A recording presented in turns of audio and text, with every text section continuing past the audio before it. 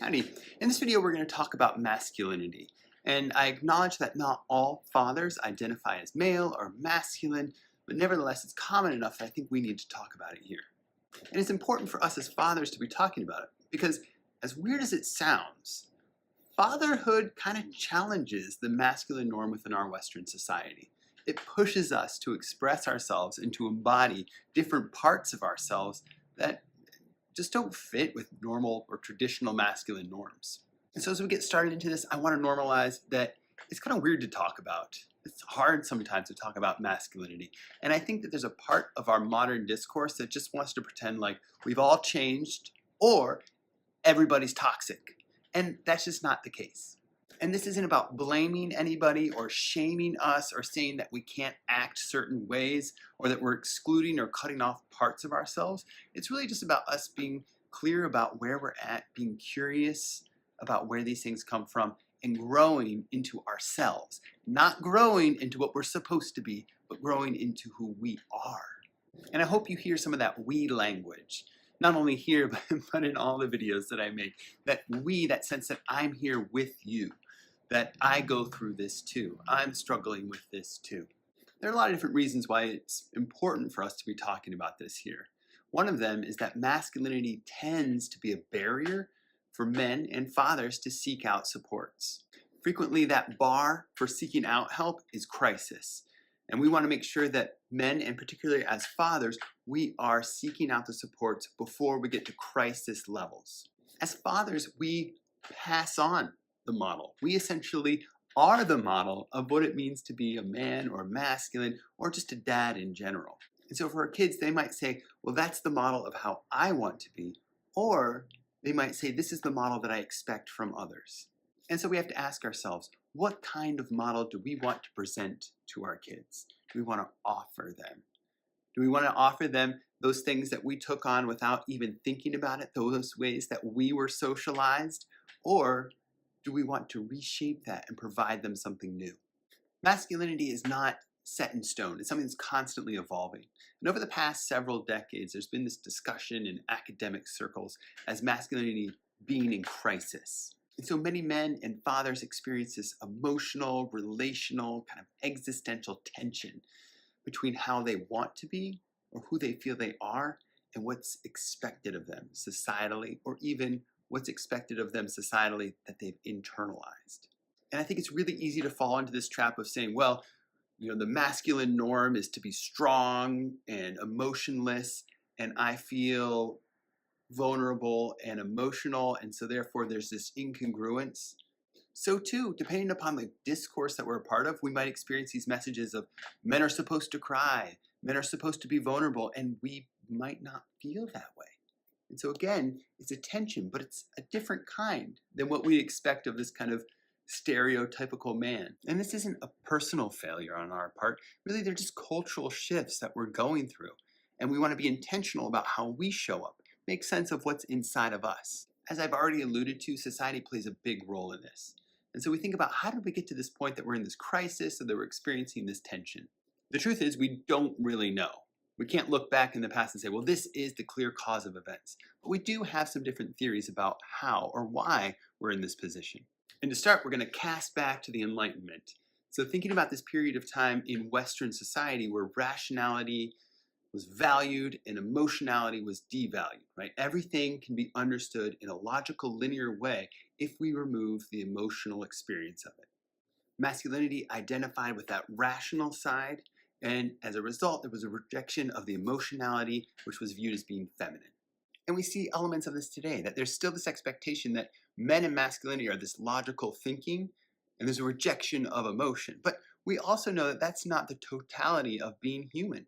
Continuing to move through history, we get to the Industrial Revolution, which took fathers, uncles, male mentors out of the home. No longer agrarian, where everyone lived together and worked together. Fathers were now removed in order to earn income for the family. There's nothing inherently wrong about that, but it does remove those male mentors from a boy's life. And so as boys turn into adolescents, turn into young men, they're learning about masculinity either from one another, vicariously from observing their fathers, or from the women in their lives. And it gives me a bit of a smile because I learned about where babies come from a fellow second grade boy. I learned about how to date from a 13-year-old boy. This is not helpful places to learn about manhood and masculinity and sex, but we do so often. And we can see then why a crisis might emerge is that it's hard for adult males to be involved in developing masculinity with young boys. Continuing this history view of sorts, we move into feminism, particularly second wave feminism, which is essential and important for our overall societal evolution. And it's also really disruptive for masculine or male dominance. And the part that I think is important about that is when we think about the workplace as being largely male, there were then these environments where men would come together and be together. And I smile, like I hate that a gentleman's club is a strip club, because I would love to have a gentleman's club where I go and hang out with other men and we talk and explore and do things together. Nevertheless, second wave feminism broke up that male dominance in the workplace, which is hugely important, and it removed one of those places that men would come together. Continuing through history, we're now thinking about, in Western society, this movement towards postmodernism, where truth becomes plural. All of a sudden, the promise of the Enlightenment of rational thought being able to ascertain a clear depiction of the world now falters. That emotionality is an equally valid representation of a lived experience is another truth. Additionally, this sense of a fixed, stable identity, either as a man or being masculine, all of a sudden becomes questionable. Philosophically, it's problematic. And that's a little dislocating. And postmodernism, along with other philosophical concepts, start to feed into critical theory, where we're looking at the lived experience, the society that we're embedded within across multiple layers of influence. We're deconstructing that, and we're deconstructing the hierarchies that we've had throughout our history. And to good end, we're deconstructing the patriarchy here. This is important work. We need a more just and equitable society. And we can see how this destabilization of the privileging of masculine identity would lead to a crisis. And so it's not any one thing. It's not just the Enlightenment. It's not just postmodernism that starts to destabilize this. It's really all of this together. And so if your head's spinning about what does it mean to be a man, my head is too. And that's important for us to be in that space today. Because what it looks like today for a lot of men is this internal tension, this discomfort, this worry about how we're supposed to be, this sadness that we're not enough, this fear that we're going to mess stuff up, this anger that why doesn't anyone listen to me, and this sense of I'm supposed to be doing something, but I feel kind of dislocated or unmoored in some way. And as I mentioned before, some of this tension can come from this contradiction. How we feel like we want to be, how we're told to be, how society wants us to be, but then different parts of society, how our family wants us to be. It's just head spinning. Who are we within all of this? And do we live something that's authentically us and risk being shamed, minimized, or devalued? Or do we live out and live up to those pressures of performing masculinity with the hope that we will be valued, that we'll be appreciated in some way? It's not an easy space to be.